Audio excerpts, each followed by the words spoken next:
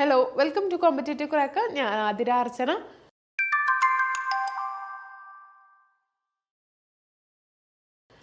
ഇന്ന് നമ്മൾ ഡിസ്കസ് ചെയ്യുന്നത് ബാങ്കിങ് മേഖലയിൽ നിന്ന് ഇപ്പോൾ CSEB എക്സാമിനായിക്കോട്ടെ, PSC നടത്തുന്ന മറ്റ് കോർപ്പറേഷൻ റിലേറ്റഡ് ആയിട്ടുള്ള എക്സാംസിനായിക്കോട്ടെ ചോദിക്കുന്ന ബാങ്കിങ് പാർട്ടിൽ നിന്ന് ചോദിക്കുന്ന ഒരു ഇമ്പോർട്ടൻ്റ് ആയിട്ടുള്ള ഏരിയ ആണ് BSBDA അക്കൗണ്ട് എന്ന് പറയുന്നത്. അപ്പോൾ എന്താണ് BSBDA അക്കൗണ്ട് എന്നും അതുമായിട്ട് റിലേറ്റ് ചെയ്ത വളരെ കുറച്ച് ഫാക്ട്സുമാണ് നമ്മൾ ഇന്ന് ഡിസ്കസ് ചെയ്യുന്നത്.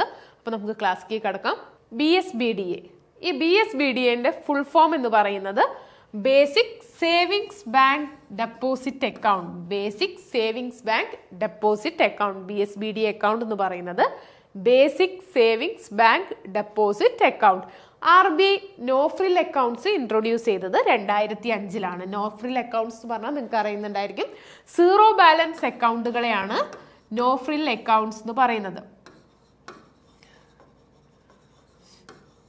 ഫൈനാൻഷ്യൽ ഇൻക്ലൂഷന്റെ ഭാഗമായിട്ട് ഇൻട്രൊഡ്യൂസ് ചെയ്തതാണ് നോ ഫ്രിൽ അക്കൗണ്ട്. RBI 2005-ലാണ് നോ ഫ്രിൽ അക്കൗണ്ട് അഥവാ സീറോ ബാലൻസ് അക്കൗണ്ട് ഇൻട്രൊഡ്യൂസ് ചെയ്തത്. ഈ നോ ഫ്രിൽ അക്കൗണ്ട്സ് ആണ് റീപ്ലേസ് ചെയ്തിട്ട് 2012 BSBDA എന്ന പേരിൽ RBI റീപ്ലേസ് ചെയ്തത്. RBI replace no frill account with basic savings account in 2012. അപ്പോൾ 2012-ലാണ് അത് BSBDA എന്നുള്ള പുതിയ ഒരു രീതിയിലേക്ക് അല്ലെങ്കിൽ ബേസിക് സേവിങ്സ് അക്കൗണ്ടിലേക്ക് ഈ ഒരു നോ ഫ്രിൽ അക്കൗണ്ടിനെ RBI റീപ്ലേസ് ചെയ്തത്. പിന്നീട് it is a type of bank account that is meant to provide basic banking service to individuals who do not have a formal banking relationship or who have limited access to banking service. അതായത് ഇതുകൊണ്ട് ഉദ്ദേശിക്കുന്നത് എത്ര മാത്രമേ ഉള്ളൂ, അതായത് banking service എല്ലാവരിലേക്കും എത്തിക്കുക എന്നുള്ള അല്ലെങ്കിൽ ബാങ്കിന്റെ പാർട്ടാവാത്ത ആളുകളെ ബാങ്കിങ്ങിലേക്ക് കൂടുതൽ എത്തിക്കാനും അല്ലെങ്കിൽ എല്ലാവർക്കും ബാങ്കിങ് ട്രാൻസാക്ഷൻസ് ആക്സസ് ചെയ്യാനും പറ്റുന്ന ഒരു സംവിധാനം ഉണ്ടാക്കി കൊടുക്കുക എന്നുള്ള ഉദ്ദേശത്തോടു കൂടിയിട്ടാണ് ഈ basic savings bank deposit account RBI introduce ചെയ്തിട്ടുള്ളത്. അപ്പോൾ അതാണ് basic savings bank deposit account. RBI ആണ് ഇൻട്രൊഡ്യൂസ് ചെയ്തത്. ആദ്യം അത് നോ ഫ്രിൽ അക്കൗണ്ട്സ് എന്നുള്ള പേരിലായിരുന്നു. 2005-ലാണ് അത് ഇൻട്രൊഡ്യൂസ് ചെയ്തത്. ഫൈനാൻഷ്യൽ ഇൻക്ലൂഷന്റെ ഭാഗമായിട്ടാണ് ഇൻട്രൊഡ്യൂസ് ചെയ്തത്. പിന്നീട് അതാണ് 2012 basic savings bank deposit account ആയിട്ട് റീപ്ലേസ് ചെയ്തത്. These account have no minimum balance requirement. അതായത് ഈ ഒരു ഏരിയയിൽ നമുക്ക് ചോദിക്കാൻ സാധ്യതയുള്ള ഒരു കുറച്ച് ടോപ്പിക്സ് ആണ് ഇത്. അതായത് മിനിമം ബാലൻസ് നമ്മൾ പറഞ്ഞു, സീറോ ബാലൻസ് അക്കൗണ്ടുകളാണ് നോ ഫ്രിൽ അക്കൗണ്ടാണ് ഈ ഒരു BSBDA ആയിട്ട് റീപ്ലേസ് ചെയ്തത്. അതുകൊണ്ട് തന്നെ മിനിമം ബാലൻസ് ആവശ്യമില്ല.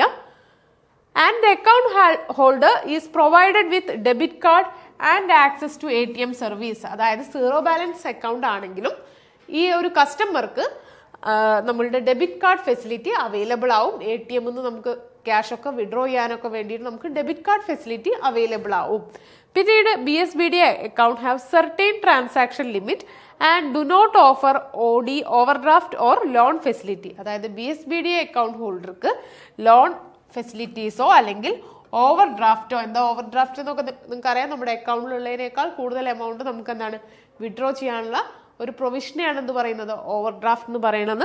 അപ്പോൾ അങ്ങനെയുള്ള ഫെസിലിറ്റീസും ലോണൊന്നും നമുക്ക് എന്താണ് ഈ BSBDA അക്കൗണ്ട് ഹോൾഡേഴ്സിന് അവൈലബിൾ അല്ല എന്നാണ് പറയുന്നത്.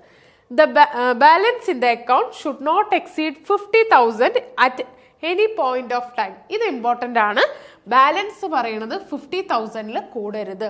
അതായത് ഒരു പോയിന്റ് ഓഫ് ടൈമിൽ ബാലൻസ് എന്ന് പറയുന്നത് 50,000 എക്സീഡ് ചെയ്യരുത് എന്നാണ് പറയുന്നത്. ഇത് ഇമ്പോർട്ടൻ്റ് ആണ്. നമ്മുടെ ബാലൻസ്, ക്രെഡിറ്റ് ബാലൻസ് പറയുന്നത് 50,000 കൂടരുത് എന്നാണ് പറയുന്നത്. Next, cash withdrawals and transfers will not exceed 10,000 in a month. അതായത് വിഡ്രോവല് ഒരു മാസം 10,000-ൽ കൂടാനും പാടില്ല. അപ്പം നമ്മളുടെ ബാലൻസ് എന്ന് പറയുന്നത്